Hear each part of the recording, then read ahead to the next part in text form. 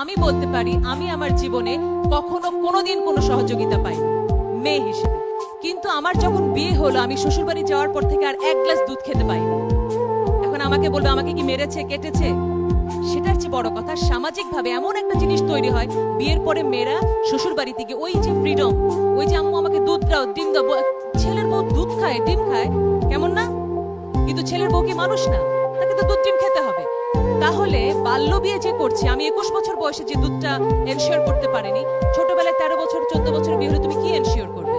তোমার পেটে হঠাৎ করে বাচ্চা, তুমি তো কিছুই জানো না, হঠাৎ করে বাচ্চা আসলো, তোমার বাচ্চার সমস্ত নিউট্রিশন নিয়ে গেল, তোমার পেটে তোমার বাচ্চা হলে গেল তোমার শরীরের শত্রু।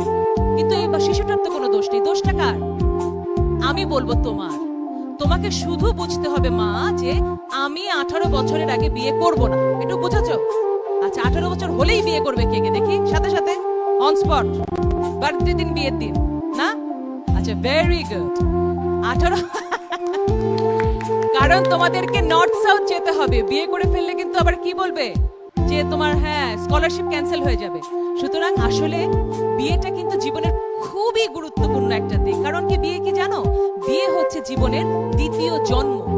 প্রথম জন্মে কিন্তু আমরা বাপ মা সিলেক্ট করতে পারি না। আমি হঠাৎ করে বললাম আমি গহর রিজভির মেয়ে হতে চাই, আল্লাহ আমাকে গহর রিজভির মেয়ে করে দিল, সম্ভব? সম্ভব না। তাহলে ওটা আল্লাহ করেছেন, ওটা ভাগ্যে হয়ে গেছে। এখন সম্ভব, তুমি কাকে বিয়ে করবে? তুমি কি একটা ড্রাগ অ্যাডিক্ট অযোগ্য ছেলেকে বিয়ে করবে? তোমার সন্তান হবে একেবারে রুগ্ন এবং তোমার সোসাইটিতে কোনো অ্যাকসেপ্টেন্স থাকবে না, সবকিছু নষ্ট হয়ে যাবে। অথচ মেয়েরা কি করে, রকে বসে থাকে এক ড্রাগ অ্যাডিক্ট ছেলে দেখে আহারে, তাই না, অমুকের জন্য আহারে, অনেক মায়া লাগে। মায়া আর দয়া দিয়ে বিয়ে হয় না। বিয়ে কিসে হয়? কেমিস্ট্রিতে হয়।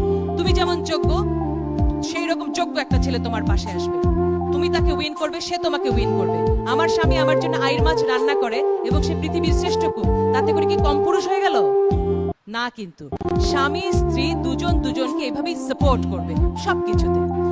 তোমরা হচ্ছে পৃথিবীর সেই মানুষ যে মানুষ একটুখানি লাল লাইট দেখে একটু থমকে দাঁড়িয়েছিলে। কিন্তু জীবন সবসময় এমনই, যেখানে লাল লাইট জ্বলে ওঠে মনে হয় আর বোধহয় এগোতে পারবো না, সেখান থেকেই একটু চেষ্টা করলে, একটু ইচ্ছে থাকলে একটি সবুজ বাতি জ্বালিয়ে দেওয়া যায়। সেই সবুজ বাতিটি হচ্ছে জীবনের পথে আহ্বান, তাই না?